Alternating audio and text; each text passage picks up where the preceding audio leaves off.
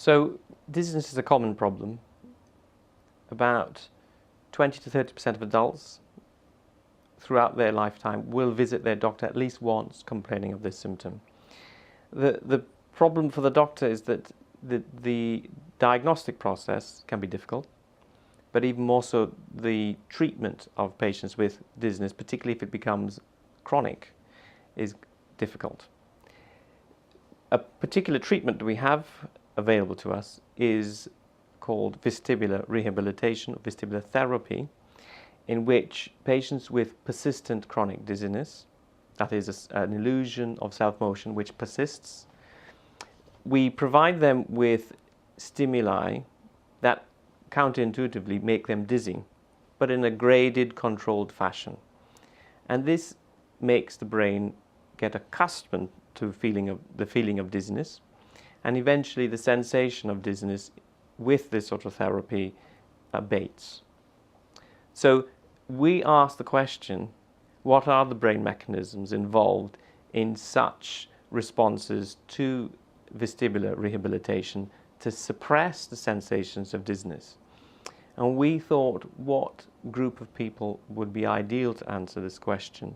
And the answer is that the dancer who is trained for many, many years, in particular pirouetting, which is a movement that a normal person, a non-dancer, would feel very dizzy after spinning around like that.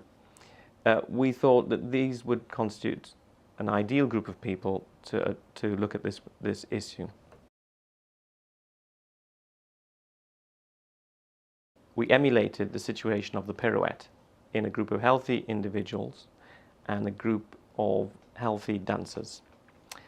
So we put them on a chair similar to this, just a bit more high-tech, in that it could spin, and we put the subject in a dark laboratory and we rotated them on the chair to a point at which they started feeling dizzy. And we measured two things. We measured the reflex that is generated from stimulating the balance organs in the inner ear, and that's called the vestibular ocular reflex, and I can demonstrate that to you right now. So if you look at my eye, if I move my head, you see my eyes are flicking. That is called vestibular ocular reflex, and that can be easily measured by sticking some little sticky plasters on the face, and we measure that output.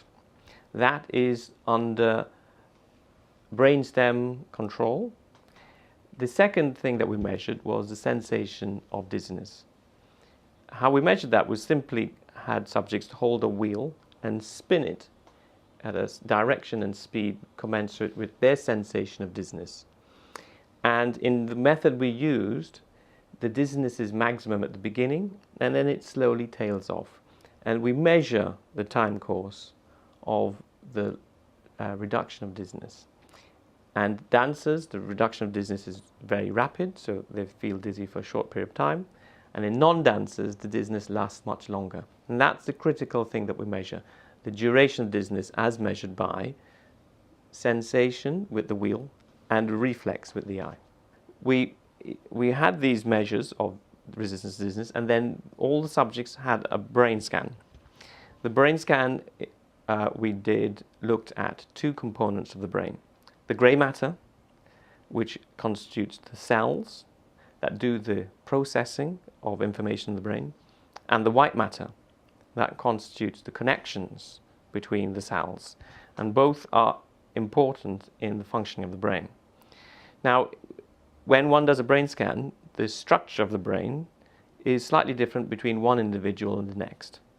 And so you have a bit of variability in the brain structure, in both the white matter, the connections, and the grey matter, the cells.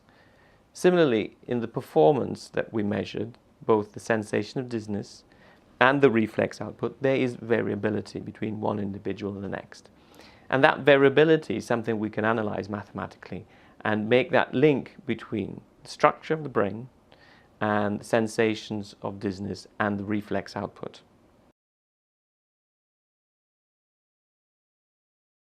The first main finding was that the brain structure, called the cerebellum, seems to act as a controller for the signals that pass from the ear going up to higher areas of the brain called the cerebral cortex. So this seems to be critically important, the cerebellum, in controlling sensations of dizziness, somewhat like a tap. It can close or open the tap to allow signals to go up to areas of the brain that are important for perception. So that's the first important finding.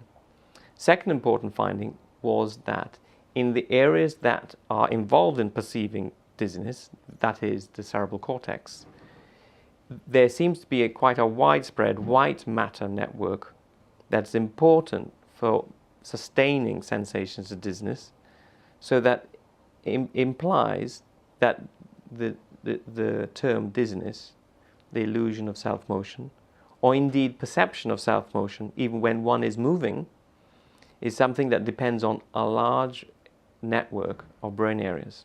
So there are two secondary findings related to the two main findings. The first one was that in the cerebellum, the areas that we defined as being important for controlling signals moving up to the perceptual regions were identified in vestibular areas of the brain. And these areas in the cerebellum were grey matter areas. And we found that in the expert, the dancer, the size of these areas were smaller, somewhat counterintuitive to previous publications. Not only that, the more experienced the dancer, the smaller this area was. So it was experience dependent. So how do we explain that in terms of the expert having less? Because normally the expert has more. So the function of the sensation of dizziness is something the dancer never really wants. They want to suppress it all of the time. So if you have a mechanism which is automatic with little flexibility, then that can be best obtained by having fewer neurons in a more hardwired mechanism. And so the dancer in this area almost certainly has, or we presume or infer, a mechanism which continuously suppresses sensations of self-motion. One potential problem with this is that in the dark, how does the dancer determine where they are? You might say maybe the dancer might fall over if they don't feel themselves moving. But the dancer is different from us, from you and I. The dancer does not use these sensations of self-motion to determine their motion.